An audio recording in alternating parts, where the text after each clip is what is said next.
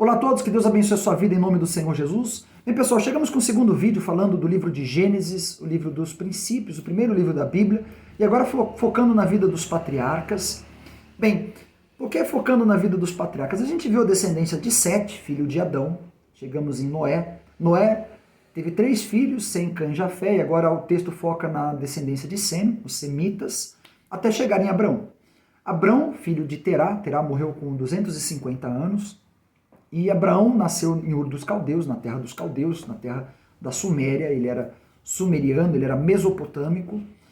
E Abraão foi escolhido por Deus porque Abraão ele era fiel à sua esposa Sarai, mesmo ela sendo estéril. Ela não podia lhe gerar descendentes. E Abraão colocou o seu compromisso com a sua esposa à frente do seu desejo pessoal de ser pai. O nome dele, Abrão, significa o pai excelso.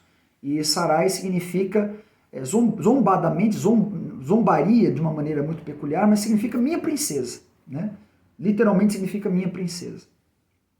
E Abrão então é escolhido por Deus com 75 anos, pega sua esposa, Sarai e as suas coisas, e vai peregrinar no deserto a uma terra que Deus lhe mostraria. Durante 10 anos de peregrinação não vem o descendente esperado, e Sarai, frustrada com isso, dá a Abrão sua serva Agar, sua serva egípcia. Abrão gera então seu primeiro descendente, Ismael, com 86 anos, né? Depois de 11 anos nasce Ismael, e só depois de 13 anos que Ismael nasce é que vem então Isaac, é que Sarai dá luz a Isaac. Isaac então se torna o filho da promessa, né? Deus havia prometido o descendente de Abraão e de Sara. Deus não desampara Ismael, Ismael vai dar origem ao povo árabe e Isaac origem ao povo de Israel. Depois que Sara morre com 127 anos, então Abraão se casa com Quetura e tem mais 6 descendentes. Esses 100 descendentes também se unem a Ismael e dão origem ao povo árabe. Isaac então agora tem o foco do texto, já que ele é o descendente de Abraão, ele é o herdeiro da promessa de Abraão, e Isaac ele tem 2 filhos. Nasce de Isaac Esaú e Jacó. Esaú ele nasce com uma característica peculiar, ele é ruivo, então ele dá origem a um povo chamado de Edom. Edom em hebraico é vermelho, né?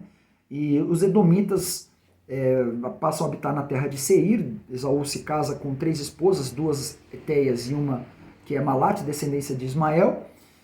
E ele então habita na terra de Seir e forma ali um povo, que é o povo edomita, que lá na frente vai gerar um descendente que vai causar uma dor de cabeça, vai causar um problema enorme, que é o rei Herodes, né? Quando Jesus nasceu, quem reinava na Judéia era o rei Herodes. Herodes era edomita, era descendente de Esaú. E Jacó tem o seu nome transformado para Israel, porque ele luta com Deus, prevalece, Deus muda o seu nome. E Israel, então, tem 12 descendentes, 12 filhos, né? Ele se casa com Lia, primeiro, depois com sua irmã Raquel. Essas duas têm 2 servas, Zilpa, serva de Lia, e Bila, serva de Raquel.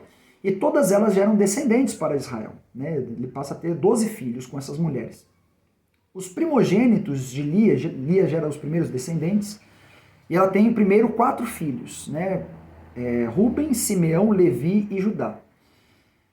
E Ruben, quando Raquel morre, Ruben se deita com Bila. Bila passa a ser esposa de Jacó e ele se deita com Bila, então ele acaba perdendo o direito de primogenitura. Simeão e Levi perdem o direito de primogenitura porque eles se vingam dos siquenitas que desonram Diná, sua irmã mais nova.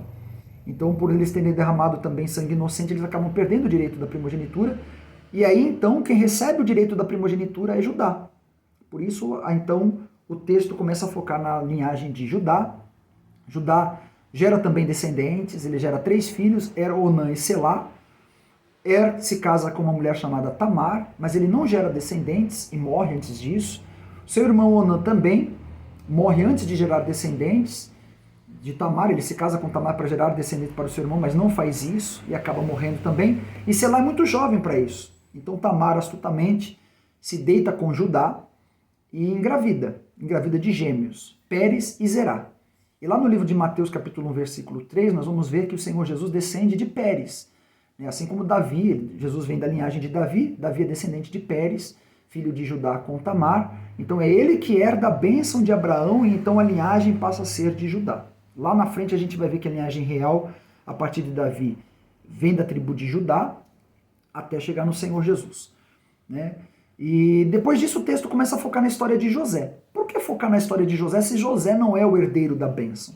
É porque José é o responsável para que o povo de Israel tenha sustento e venha ao Egito. Lembre-se que o povo de Israel ficou escravo no Egito por 400 anos. Então aquele povo que saiu do Egito no Êxodo, libertado por Moisés, ainda tinha muitas dúvidas sobre as suas origens. E Deus fez questão de registrar, de revelar isso a Moisés, toda essa história, toda essa trajetória, toda essa linhagem, todo o projeto de Deus para aquele povo, para que eles entendessem que Deus jamais quis que eles fossem escravos.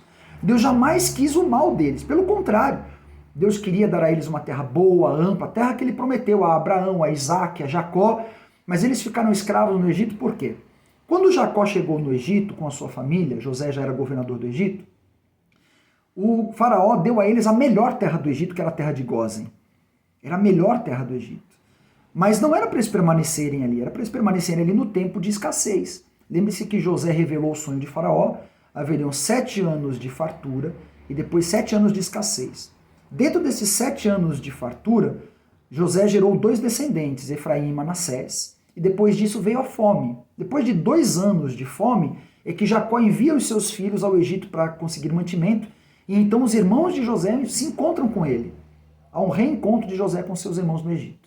José tinha 30 anos quando começou a governar sobre o Egito, então chegou ali, quando ele se reencontra com seus irmãos, ele já tinha 39 anos. E então ele traz Jacó e os seus irmãos para morar no Egito e passam a habitar na terra de Gósen. Não era para eles ficarem ali, eles acabam se acostumando com o conforto que havia ali, e ali, na melhor terra do Egito, na melhor terra do mundo até então, eles se tornam escravos.